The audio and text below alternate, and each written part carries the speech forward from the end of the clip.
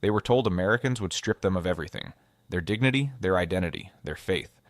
But when 450 German soldiers stepped through the gates of Camp Concordia in Kansas, June 1943, the enemy broke them not with cruelty, but with a question that shattered every expectation.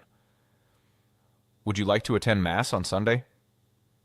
The American chaplain spoke in broken German, gesturing toward a simple wooden chapel visible through the camp fence.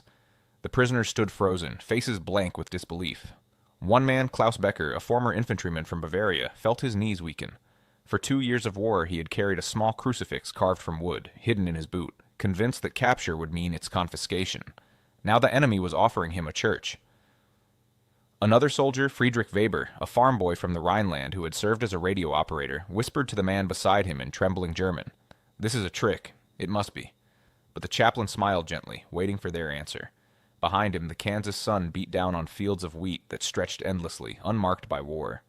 The contrast to the ruins they had left behind was almost unbearable. They expected punishment. They expected deprivation. They expected the Americans to treat them as they had been taught the enemy would treat captured men. Instead, they were being asked about Sunday Mass. And that simple question would crack open everything they thought they knew about their captors, their faith, and themselves. If this story moves you, please hit the like button and subscribe for more true accounts from World War II. These voices from history still have powerful lessons for us today. The journey to Kansas had been long and disorienting. After their capture in North Africa during the final collapse of the Afrika Korps in May 1943, Klaus, Friedrich, and hundreds of other German soldiers had been herded onto transport ships at the port of Casablanca. The Mediterranean crossing was rough, the holds packed tight with men who spoke little, their faces hollowed by defeat. Most had been told by their officers that capture by the Americans meant torture, starvation, perhaps execution. The propaganda had been clear and consistent. The Allies, especially the Americans, were portrayed as ruthless, godless materialists who showed no mercy. These men, many of them devout Catholics from southern Germany and Austria, had been taught that the enemy would mock their faith, destroy their religious items, and treat them like animals. When the ships finally docked in New York Harbor, the prisoners were marched through processing centers with mechanical efficiency. They were counted, photographed, given medical examinations, and issued clean uniforms. No one struck them. No one cursed them. The American soldiers moved with a professional detachment that was somehow more unsettling than hostility would have been. Klaus, clutching his small wooden crucifix in his pocket, watched the American guards carefully. He waited for the moment when they would search him thoroughly, when they would find the cross and smash it, laugh at him, punish him for his faith. But the searches were quick, focused only on weapons or contraband. No one looked for religious items. No one seemed to care. The train ride from the East Coast to Kansas took 3 days. Through the windows, the German soldiers watched an America that bore no resemblance to the bombed cities they had left behind. Towns with white churches stood intact, their steeples reaching toward clear skies. Children waved from farmhouses. Tractors worked fields that stretched to the horizon, unmarked by shell craters or burned earth. Friedrich stared out the window for hours, unable to reconcile what he saw with what he had been taught. Germany was rubble. His own village in the Rhineland had been bombed twice. His mother's letters, when they came, spoke of hunger, cold cellars, and neighbors killed in air raids.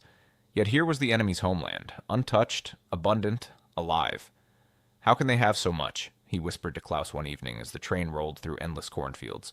"We were told they were suffering too." Klaus had no answer. He fingered the crucifix in his pocket and wondered what other lies they had been told. When the train finally pulled into Camp Concordia on a sweltering June morning, the prisoners stepped onto the platform into a wall of Kansas heat. The air smelled of dust and grain, so different from the salt and diesel of the ship, so different from the smoke and cordite of North Africa. Camp Concordia sprawled across several acres of flat Kansas prairie. Rows of wooden barracks, painted white, stood in neat lines. Guard towers rose at intervals, but they looked almost decorative compared to the brutal fortifications the men had known in Europe. Barbed wire fences enclosed the compound, but even the wire seemed less menacing somehow, glinting in the sunlight rather than looming with threat. The prisoners were lined up for roll call. An American officer, speaking through an interpreter, explained the camp rules. Work details would be assigned, wages would be paid in camp scrip, letters could be written home, though they would be censored, Red Cross packages would be distributed, and then, almost as an afterthought, the officer mentioned religious services.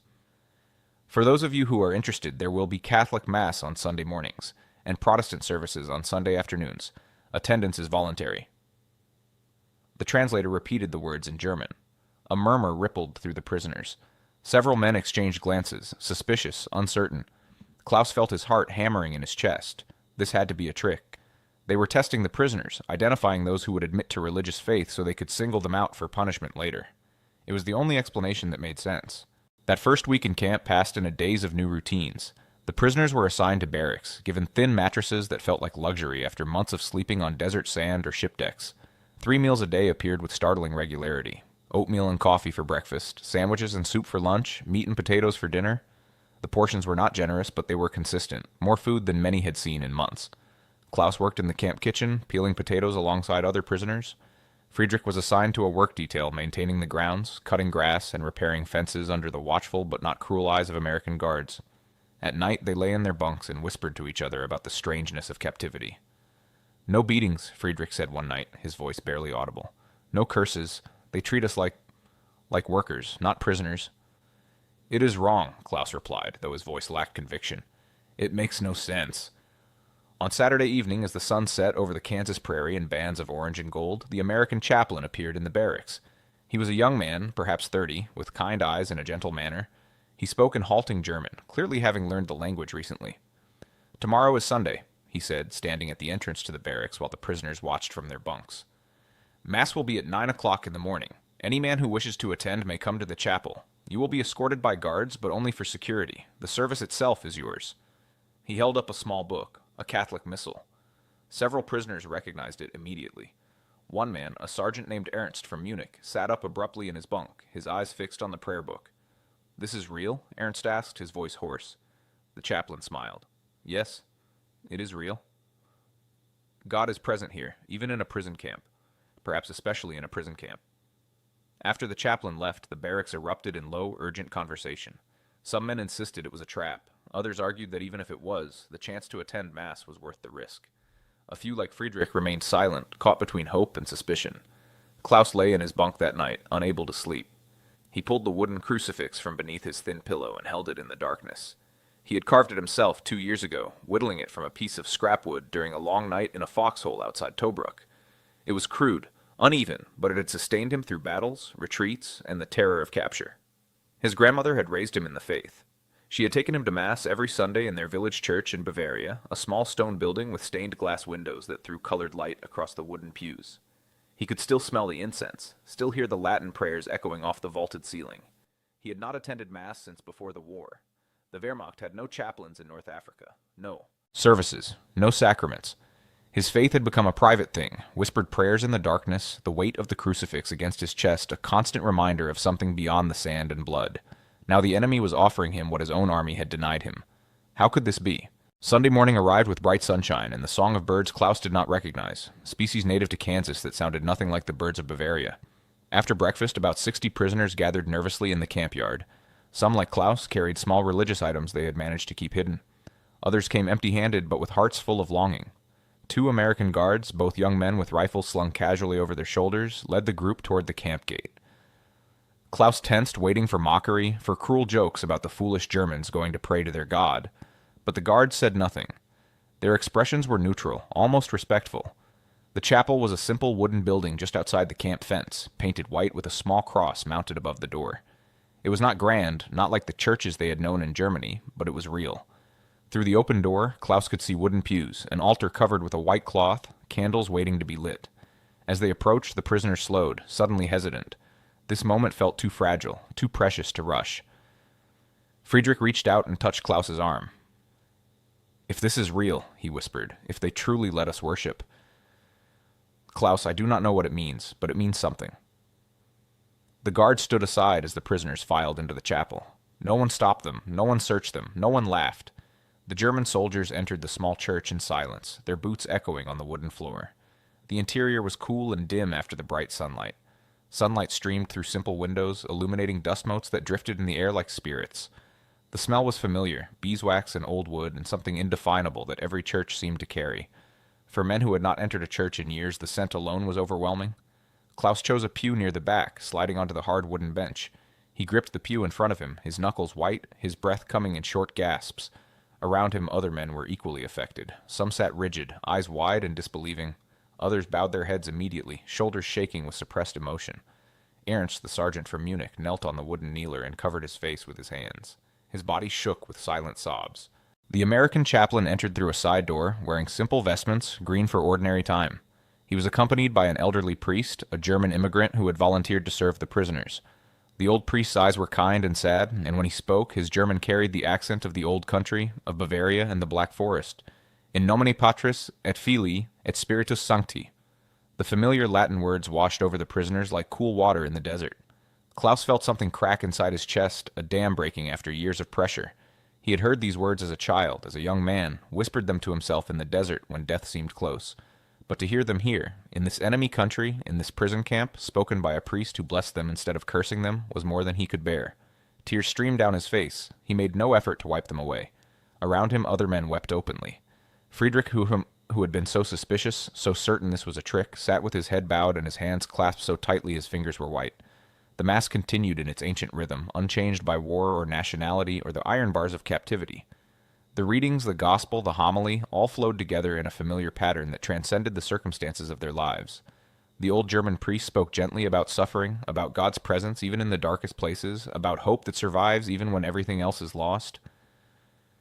"You are far from home," the priest said, his voice carrying through the small chapel.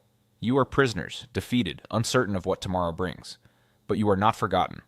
Not by your families, not by your country, and certainly not by God. He sees you, he knows your suffering, and he is here now, in this moment." When the time came for communion, the priest invited those who wished to receive. Klaus hesitated, uncertain if he was worthy after so long, after so much violence, after everything he had seen and done. But the priest's eyes found his, and there was only compassion there. No judgment, no condemnation. Klaus rose and joined the line of men shuffling forward. When he knelt at the altar rail, when the priest placed the host on his tongue and whispered, "Corpus Christi," the body of Christ, Klaus felt something he had not felt in years. Not quite peace, not quite joy, but something close to both. A sense that despite everything, despite the war and the death and the defeat, he was still a human being, still a child of God, still worthy of grace. He returned to his pew and knelt, bearing his face in his hands, his body shaking with the force of emotions he could not name. The Mass ended with the final blessing. "Ite missa est." Go, you are dismissed. But none of the prisoners moved. They sat in their pews, reluctant to leave this sacred space, this moment of grace in the middle of captivity. After that first Sunday, Mass became the center of life for many prisoners at Camp Concordia. The week settled into a rhythm, and in that rhythm, Sunday morning was the moment when everything else fell away. Work details, meals, the constant awareness of being prisoners, all faded in the face of those hours in the chapel. By the second Sunday, the congregation had grown to over 100 men. By the fourth Sunday, the small chapel could barely contain everyone who wanted to attend. The American guards began to bring extra benches, setting them up along the walls and in the back of the church. They did this without complaint, without mockery, treating the prisoners' faith with a respect that continued to astonish the Germans. Klaus began to look forward to Sundays with an intensity that surprised him. All week he would work in the kitchen, peeling potatoes and scrubbing pots, and his mind would wander to that simple white chapel, to the old German priest's kind face, to the Latin prayers that connected him to something larger than war. Friedrich, too, became a regular attendee. The farm boy from the Rhineland, who had been so suspicious at first, now rose early on Sunday mornings to ensure he got a good seat. He borrowed a small prayer book from the chaplain and spent his evenings trying to remember the prayers his mother had taught him as a child. "My mother would be glad," he told Klaus one evening as they sat on the steps of their barracks, watching the sun set. "She always said I needed to keep my faith, even in the army. I lost it for a while. But here in this prison I have found it again. How strange is that? The chapel became more than a place of worship. It became a sanctuary in the truest sense, a place where the prisoners could be more than defeated soldiers. In that space they were sons, brothers, believers. They were men with souls, with dignity, with worth beyond their usefulness to a military machine. The old German priest, Father Heinrich, became a beloved figure. After Mass, he would stand outside the chapel and speak with the prisoners, asking about their families, their villages, their struggles. He wrote letters for those who could not write well, helped translate documents, and provided counsel to men wrestling with guilt, fear, and uncertainty about the future. Klaus began to confide in Father Heinrich during these informal conversations. He spoke of his grandmother, of the village church where he had learned his faith, of the years in North Africa when prayer became a desperate whisper in the darkness.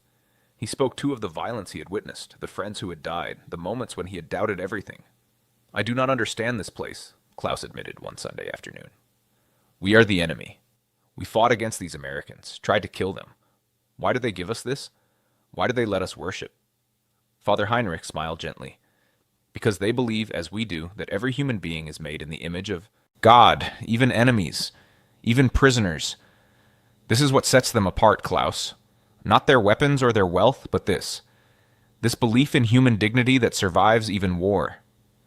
The words stayed with Klaus long after the conversation ended. They challenged everything he had been taught about the enemy, about the righteousness of the German cause, about the nature of the conflict. If the Americans could see God's image in their enemies, what did that say about the propaganda that had painted them as godless monsters?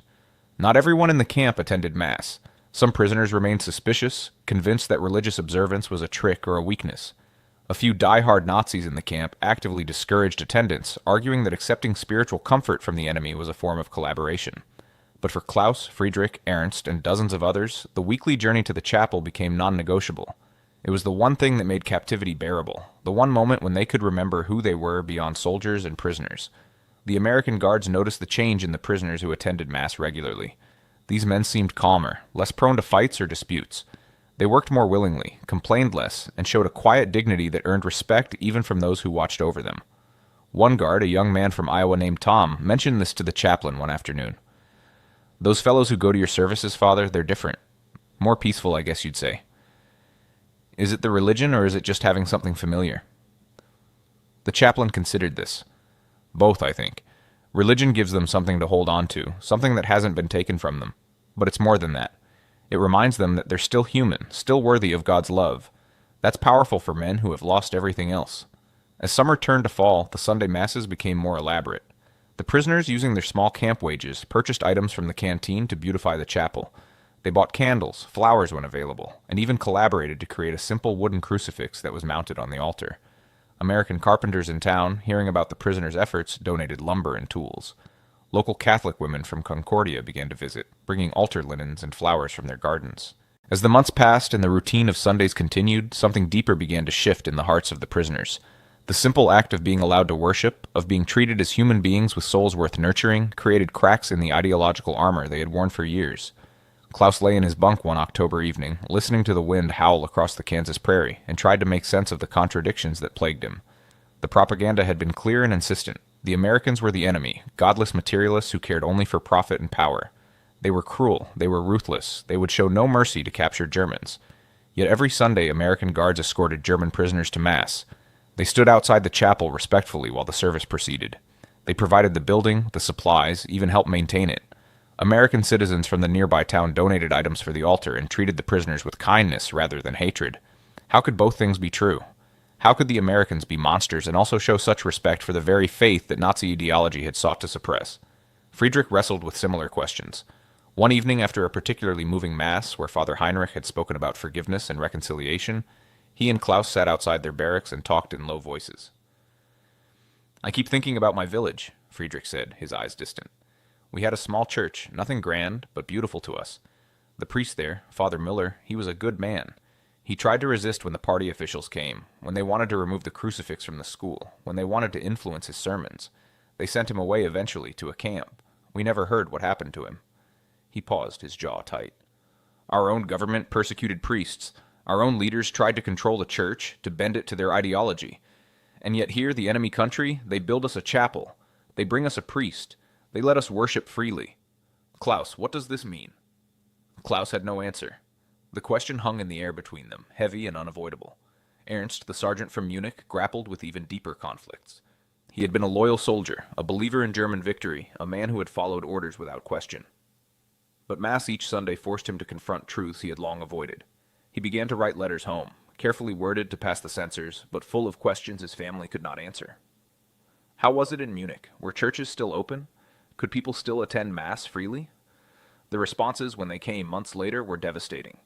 His sister wrote of churches damaged by bombing, of priests killed, of a pervasive atmosphere of fear and suspicion. She wrote of hunger, of constant air raids, of a population struggling to survive.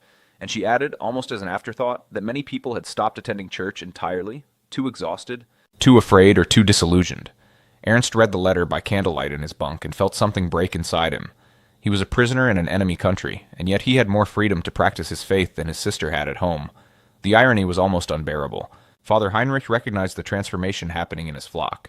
He saw it in the faces of men who came to confession, in the questions they asked after Mass, in the way they carried themselves through the week. Permission to worship was doing what cruelty could never do. It was changing them from the inside out. One Sunday in late November, as winter began to settle over Kansas, Father Heinrich gave a homily that many prisoners would remember for the rest of their lives. He spoke about the nature of true strength, about how treating enemies with dignity was not weakness, but the highest form of power. The Americans could have denied you this, he said, gesturing to the chapel around them. They could have forbidden you to worship, mocked your faith, destroyed your religious items. Some of you expected exactly that, but they did not. Instead, they gave you this space, this freedom, this respect. Why? He paused, letting the question settle. Because they understand something profound, that a man's relationship with God is sacred, even when that man is your enemy. That there are some things that transcend war, some dignities that must be preserved even in the midst of conflict. This is not weakness. This is moral strength. This is the kind of power that endures long after battles are forgotten. Klaus listened with his head bowed, his hands gripping the pew in front of him. The words cut through every defense he had built, every certainty he had clung to. If the enemy showed such moral strength, what did that say about his own side? What did it say about the ideology he had served? After Mass, as the prisoners filed out of the chapel into the cold November air, Klaus pulled Friedrich aside. "We were lied to," he said quietly, his breath fogging in the cold. "About so many things. About the Americans, about the war, about what truly matters. They lied to us, Friedrich." Friedrich nodded slowly. "Yes. But what do we do with that knowledge? We are still prisoners. We are still German. What do we do?" "We remember," Klaus replied. "We remember that treating people with dignity, even enemies, is not weakness. We remember that faith transcends politics and nationalism. We remember, and someday, when we go home, we carry this truth with us." Not all prisoners reached this conclusion. Some remained loyal to Nazi ideology, hostile to both the Americans and to fellow prisoners who participated in religious services. Tensions occasionally flared in the barracks between those who accepted the reality of their situation and those who clung to their old beliefs. But for a growing number of men, Sunday Mass became the foundation of a profound personal transformation. It forced them to confront the gap between what they had been taught and what they were experiencing. It challenged them to reconsider their assumptions about the enemy, about their own nation, about the nature of right and wrong. The camp administrators noticed these changes too. Reports sent to Washington noted that prisoners who attended religious services regularly showed lower rates of resistance, better cooperation with authorities, and improved morale. The Geneva Convention required respect for prisoners' religious practices, but the Americans went beyond mere compliance. They actively facilitated worship, understanding that doing so served both humanitarian and practical purposes. As Christmas approached, the prisoners at Camp Concordia felt the weight of their separation from home with particular intensity. This would be their first Christmas in captivity, their first Christmas away from family, from familiar traditions, from the celebrations that had marked this holy season their entire lives. Klaus thought constantly of his grandmother. Christmas had been her favorite time of year. She would bake Lebkuchen and Stollen, fill their small cottage with the scent of cinnamon and cloves, and insist that he accompany her to midnight mass at the village church. The memory was so vivid he could almost taste the cookies, almost hear the church bells ringing across the snowy Bavarian landscape. The pain of that separation was acute, almost physical. He wondered if his grandmother was still alive, if their village had been bombed, if anyone he loved would survive to see the war's end. But then something unexpected happened.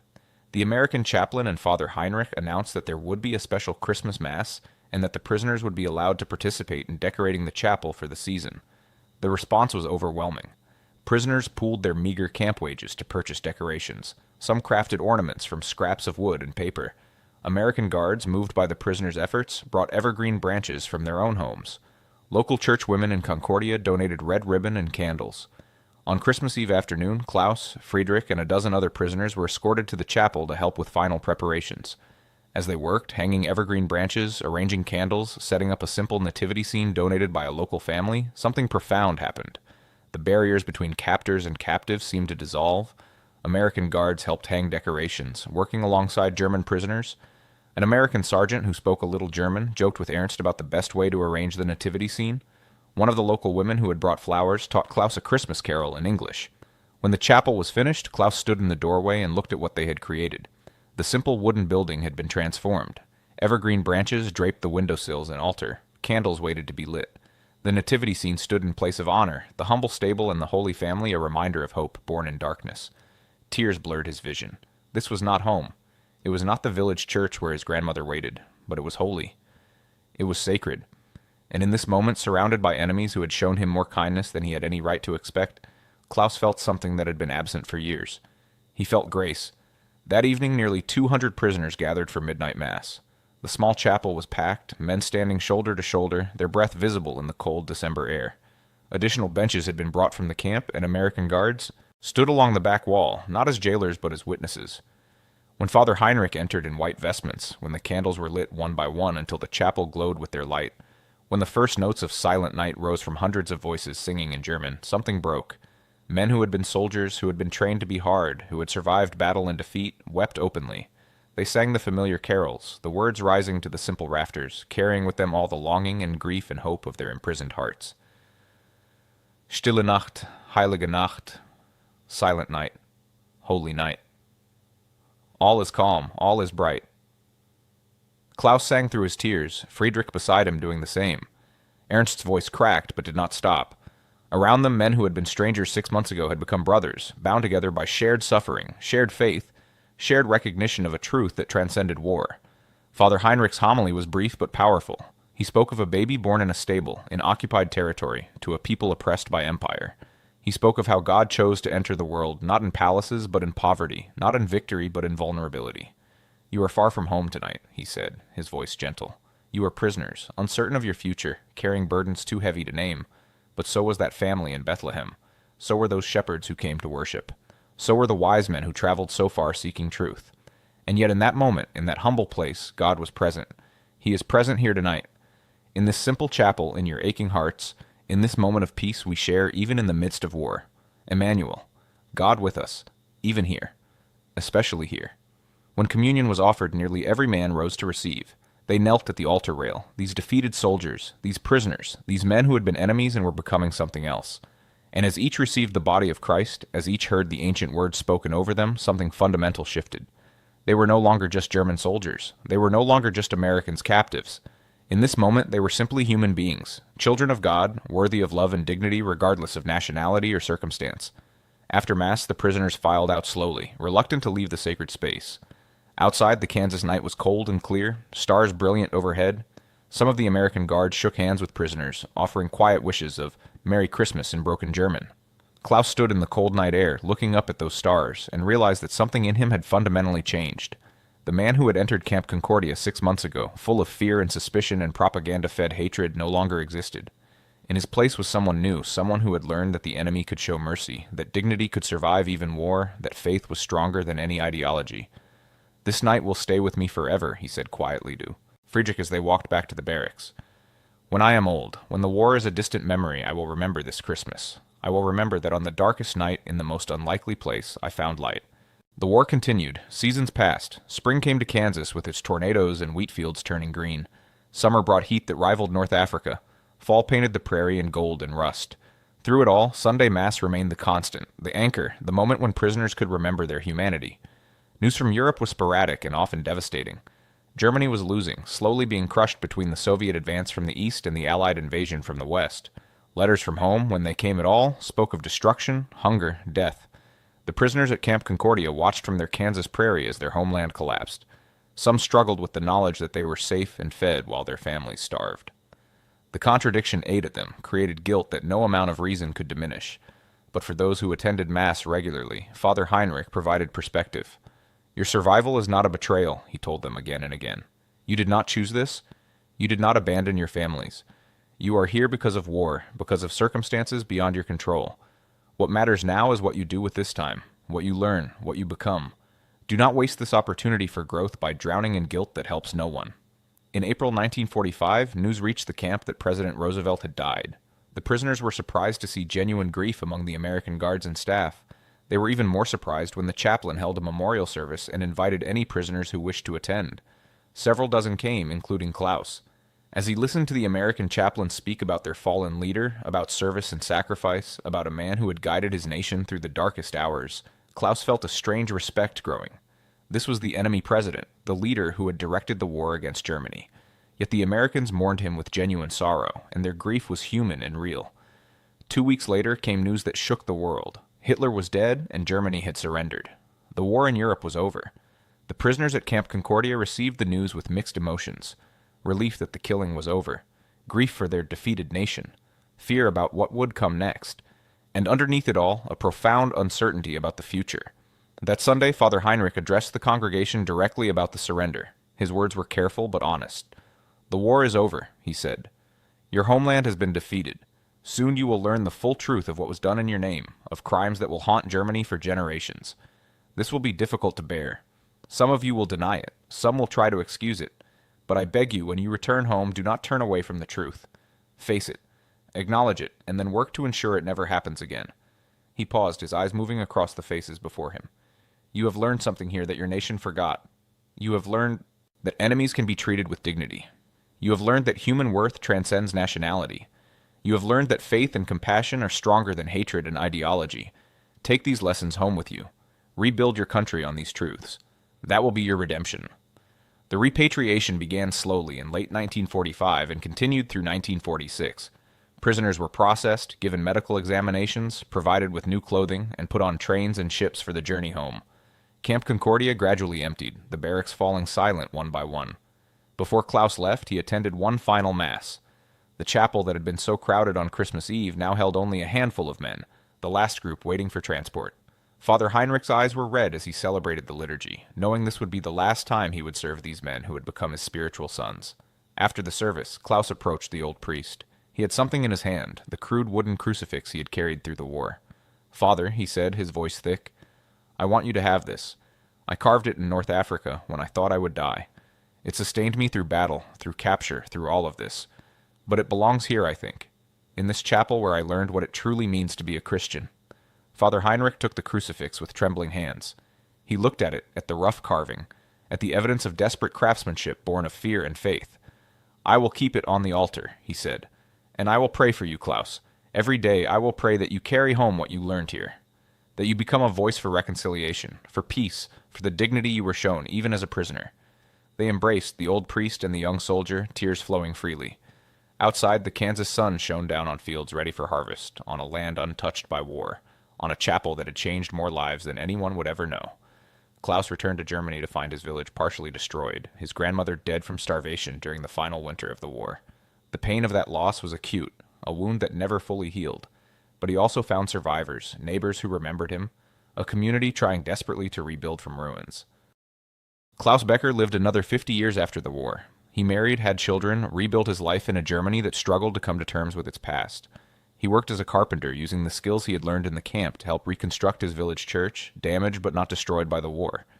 He rarely spoke of his time in North Africa or of the battles he had fought, but he spoke often of Camp Concordia, of the chapel in Kansas, of the Sunday masses that had saved his soul.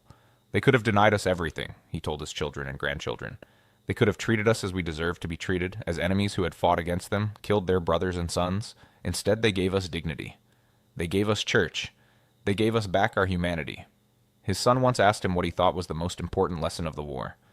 Klaus thought for a long time before answering. "That how you treat your enemies reveals who you truly are," he said finally. The Americans showed strength not through cruelty but through mercy. They won not just through superior weapons but through superior values. They believed that even a German soldier, even a prisoner, even an enemy, was a child of God worthy of dignity. That belief, more than any bomb or bullet, is what defeated us, because it exposed the lie at the heart of everything we had been taught. Friedrich Weber returned to his farm in the Rhineland and became a lay leader in his local church. He too carried the memory of Camp Concordia with him always, often speaking to young people about the dangers of propaganda and the importance of questioning what you are told. "I learned more about Christianity in that prison camp than I ever learned in the Wehrmacht," he said, "because I saw it lived out. Not just preached, but practiced, even toward enemies." Ernst from Munich became a teacher, eventually a professor of history. He dedicated his life to ensuring that young Germans understood the truth of what had happened during the Nazi years, and why it must never be allowed to happen again. "The Americans taught me that strength does not mean abandoning your principles," he wrote in his memoirs, published in the 1980s. "True strength means holding to them even when it is difficult, even when your enemy stands before you. They could have crushed us with hatred. Instead, they rebuilt us with dignity." The simple chapel at Camp Concordia served many more prisoners before the camp closed in 1946. Thousands of German POWs passed through Kansas during the war, and for many, the Sunday masses were the difference between despair and hope, between bitterness and reconciliation. The Americans' decision to respect prisoners' religious freedom was not unique to Camp Concordia. Across the United States, in hundreds of POW camps, similar scenes played out. Catholic masses, Protestant services, even Jewish observances for the small number of German Jewish refugees who had been drafted into the Wehrmacht, all were permitted and facilitated. This was not accidental. It was policy, rooted in the Geneva Convention but going beyond mere compliance. American leaders understood something profound, that treating prisoners humanely was not weakness but strength, that respecting human dignity, even in war, was the mark of a truly civilized nation. And those prisoners who experienced this treatment, who were given chapels and prayer books and permission to worship, carried that lesson home with them. They became voices for democracy in post-war Germany. They became advocates for reconciliation, for human rights, for the values that had been shown to them even in captivity. In this way, the simple act of allowing prisoners to attend Mass became a tool of transformation more powerful than any weapon. It changed hearts. It changed minds. It changed the trajectory of lives and in some small way the trajectory of history. And so the question of would you like to attend Mass on Sunday because on Altair became more than an invitation to worship. It became proof that even in the darkest moments of human conflict, compassion can survive. That faith transcends nationality. That dignity once offered can transform both the giver and the receiver. For Klaus Becker and hundreds of men like him, that simple white chapel in Kansas became the place where they learned the most important lesson of their lives. That the way we treat our enemies reveals not just who they are, but who we are. And that sometimes the greatest victory is not in defeating your enemy, but in helping them remember their humanity. The crude wooden crucifix Klaus carved in North Africa still rests on the altar of a small museum in Concordia, Kansas, a testament to faith that survived war, to dignity offered in captivity, to grace found in the most unlikely places, and that is the story worth remembering.